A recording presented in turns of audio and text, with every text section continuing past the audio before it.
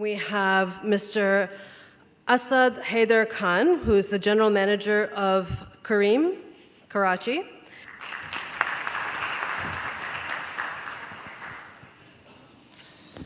Right. Afternoon, everyone. I think by the time we finish today, you're all going to be so experts on millennials. Who wants to know more? Fantastic. So, how many people in the room who would say, I'm a millennial? So, before you raise your hands, I think there are two ways you can define millennials, right? So you can say, you can define by a demographer, right? So put a number on that. So say between this area and between this year. And the other way of defining millennial is you call it, so I call it psychographers, right? So somebody who's at core a techie, a tech-savvy guy is also millennial. So let's see. Show of hands, who's millennial? Who's with me? Okay, fantastic. Okay, great. So I think I'm going to focus on, so I think it was a fantastic presentation previously. I think Jose started with a fantastic view of the future. And I think we are actually living in a very exciting time. And millennials are leading that pack. All the research, AI, optimistic view of the future, that's all millennials leading that. And some interesting facts. So I'm actually going to focus on how companies today, especially at Careem, how we are actually relating or trying to convey message or trying to link up with those millennials.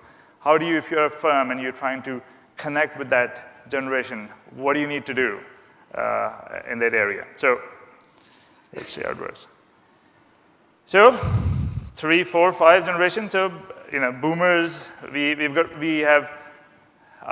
I'm glad to see representation from all 3 generations. So before I came here, so I spent the last 16 years in UK and US, and the last 10 years I spent in AI, so building AI, artificial intelligence, machine learning for healthcare systems, et cetera, with Watson, IBM, and other areas. And when Jose was saying AI, and I thought, yes, depending on who you're asking about AI, I was giving a lecture in Pasha on healthcare technology, and one of the students, very enthusiastic students, asked me, where do I see technology going in or AI going in 100 years? And I said, okay, in 100 years, so depending on which camp you listen to, so you listen to Elon Musk, who say AI is going to take over, or you listen to Mark Zuckerberg. I said, in either case, there won't be any patients in 100 years' time. If AI takes over, if not, AI is going to solve our patient problem. Anyway, so moving on with millennials. So I think the first thing I noticed, so I came back after 16, 17 years to Pakistan. And in UK, in last maybe 10 years, so I used to be somewhere in the middle. So I think when I left, I used to be somewhere in the middle of the age bracket. And when I came to Pakistan, I joined Careem. All of a sudden, that age, it wasn't in the middle. It was right at the top. And I couldn't get it. So, it has to be something more than just the industry. It has to be something else. So this chart is actually really interesting. So I found it online. And it shows you on the left side, their percentage of population and the GDP. But this red is Asia. So this whole area of subcontinent, India, Pakistan, Bangladesh, et cetera, it's an incredibly exciting area. So there's such a huge bulge of youth in this area, and millennials, for example. So I think before me he said 57%, 43%, I think. So I think 30 to 40% of the population are classified as millennials within that age group. So I think for companies, it's incredibly important that they know what millennials feel and think. And I think the videos you watched and the pictures you saw, if you were shocked, then you're not part of that area. You don't understand the psyche of millennials. So let me start with the Careem Leadership Program. So I think in order to tap into those millennials, in order to tap into the mindset, I think you really have to understand, dig in, and say what millennials are actually thinking. So the reason we launched this Careem Leadership Program was I think at Careem there was a realization that these millennials, they're not looking for jobs. They're looking for ownerships. So I think at Careem, everybody who joins the company gets a stake in the firm. So they like to be part of something. They don't like to work for somebody. And let's see. So how many people agree with that? There was a cover of Time magazine a few years ago. So I was very excited to read the Time magazine. How many people agree with that first two lines there?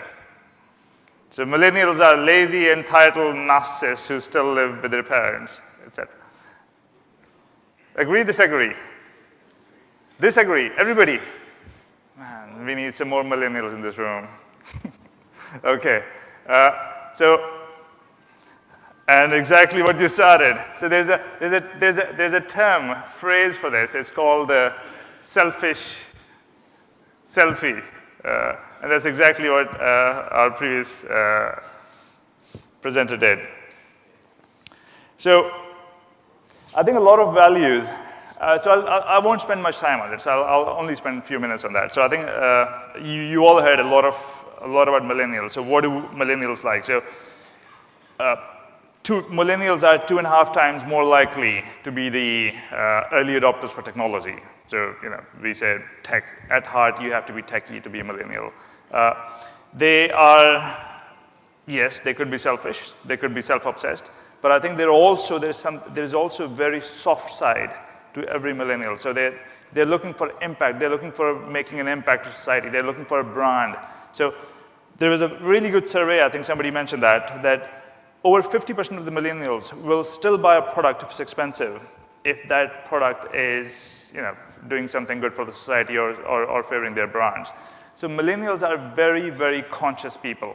They're conscious about the environment, they're conscious about the social circles, they're conscious about their community, etc. So tolerant, value, community-minded.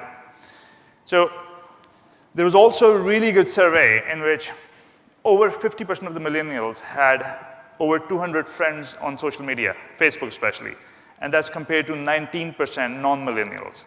So millennials are very social people. If you're trying to get to millennials, if you want to try to pass a message, it has to be a social value. It has to be something to do with society and social values. You cannot connect to millennial with the corporate taglines. So try and connect to a more personal level, etc. So social creators, and I think a lot of people mentioned about, I want it fast, I want it now, right? So instant gratification. That was started by millennials. But there's a reason behind that. So, it's not just all of a sudden they want it now. They want to be directors right now. So if you look at the history, so Rockefeller, for example. So Rockefeller made his first billion in what? Almost 30 years? So he was the first billionaire, Rockefeller. Compare that to Zuckerberg. It took him less than 2 years, or barely over a year.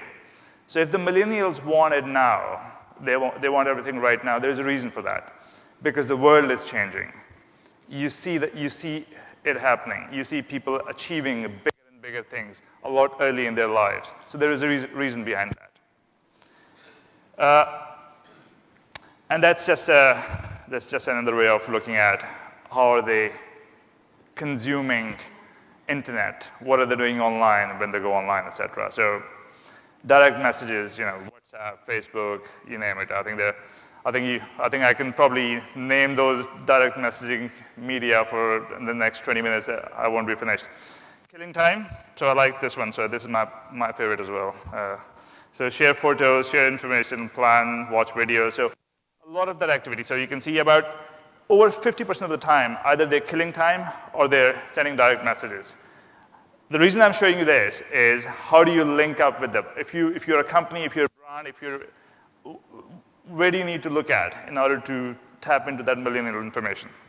So, having said that, I'm going to go straight into what Careem is doing in order to tap in. So, I think we talked about that millennials like experiences.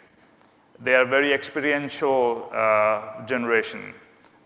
So, if you're connecting with them, so one of the things Careem did, I think what you see online, we did something which was called the book an aircraft. So if you want to fly, book an aircraft in Lahore. It had a fantastic response. and primarily from, so the guy you see on the screen is the Noori. So I think it's also one of my generation when the pop music was kind of idolized in Pakistan. So that Noori, led by a host of celebrities and a huge amount of millennials tapped into that. So we had a huge social media coverage. So I think one of the things we were trying to see that in order to connect, you need to create an experience, not just a tagline. Give them something to connect.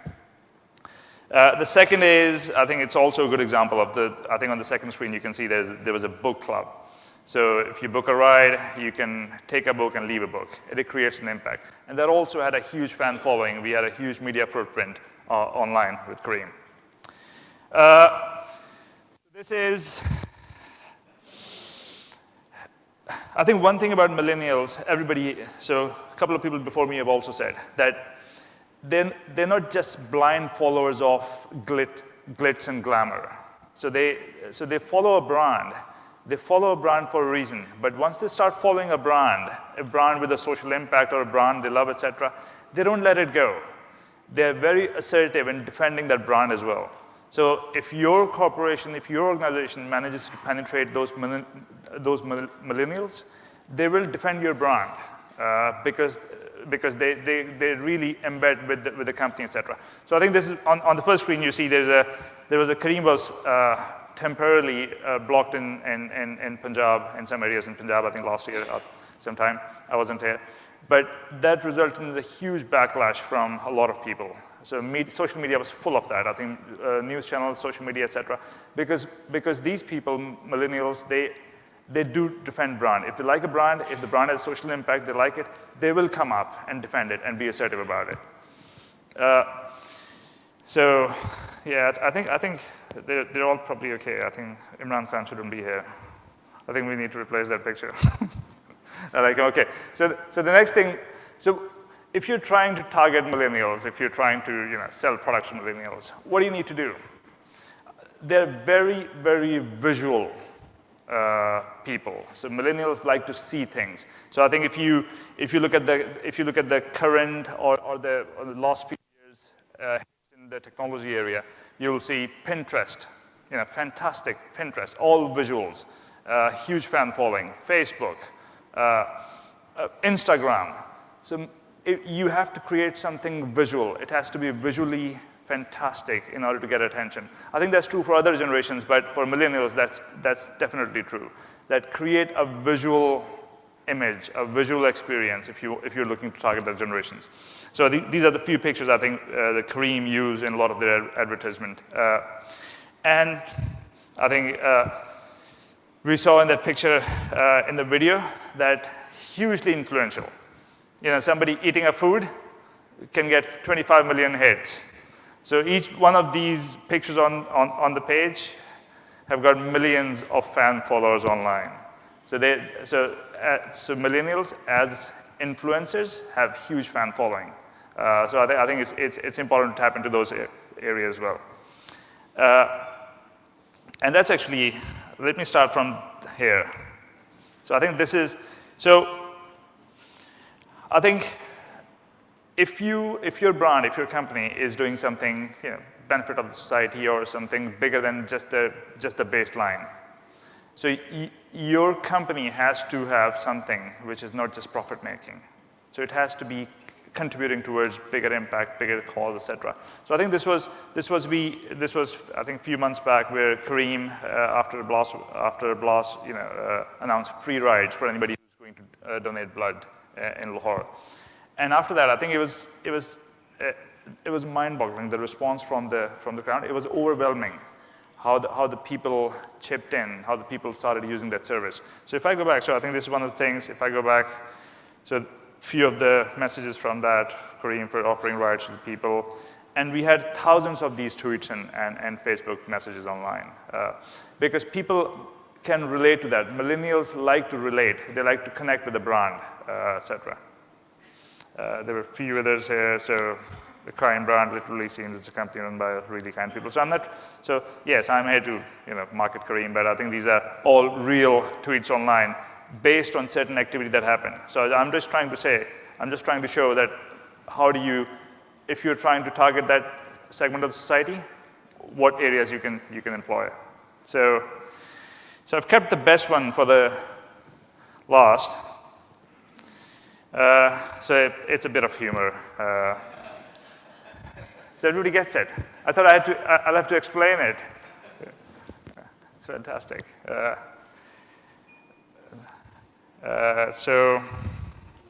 So I think so we regularly follow people, tweeting Careem, etc., or challenging Careem to something. So there's a guy, Adil Siddiq. So he placed a bet on Twitter with Careem that I think it was a match, right? So it was a cricket match. So that if Pakistan wins, that he will get free rides for this match. If Pakistan loses, he's going to cut his hair out. He did. And unfortunately for him, he lost. And he actually did. So we take bets. So we are a brand. So if you reach out to us online, through any media, your brand needs to be responsive. Take on those bets. Take on those challenges online. Engage them on Twitter. Engage them on Facebook, etc. So poor guy, he actually looks better with short hair, right? Sorry? No, that's okay. So that's something completely different. Okay. And so on the flip side, somebody else can ask you out a Ludo date. Somebody challenged us, Careem, to a Ludo date, and we actually did. We played Ludo with somebody who advertises on Twitter, and she won. So we gave her 6,500. So that's the bet was. So engage with them on social media. If they're reaching out to you, engage with them. And the best one is, I'm sure we've all seen this, right? So I think the idea behind this rickshaw auntie, so I wasn't here, but I think the idea behind that is, so you have to expose your soft side. You have to make yourself vulnerable with your customers or out in society, especially the millennials. You have to expose your vulnerable side as well. I think the response we had on Rickshaw Auntie, so some people were really amused, some people were excited, and some people didn't like it, which is fair. But I think the publicity it generated was just huge. I think that was probably the biggest marketing stunt. It proved to be the biggest stunt for us, and hugely successful for us. So everybody saw that marketing, that Rickshaw Auntie? Any successes in the room from the service? No? Okay. We'll keep it secret. So this is some of the Rickshaw Auntie thing that was used by other brands. And these are just some of the numbers. So it reached out to over 2 million people. Facebook, 72,000 posts. Twitter, Instagram, 2,000 posts, etc. So it was a huge.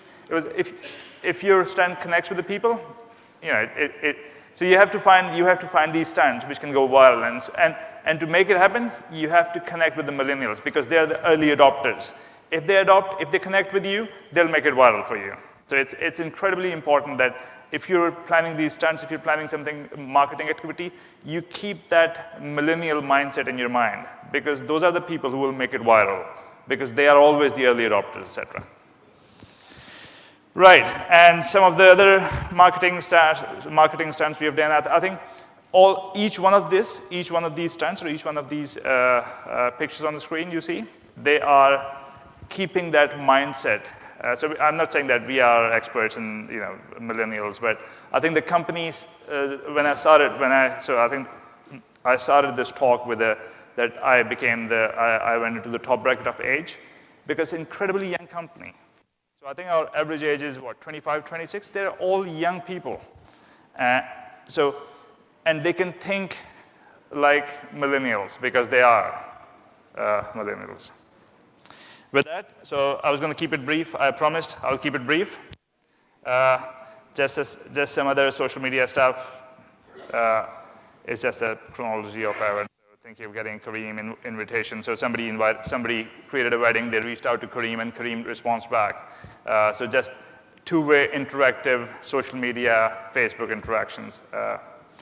And finally, if you want to connect to the millennials, it's incredibly important that don't just use a tagline.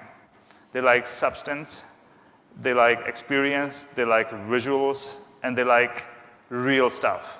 So don't go with the taglines. Try and create an experience if you're trying to connect to millennials. Thank you very much.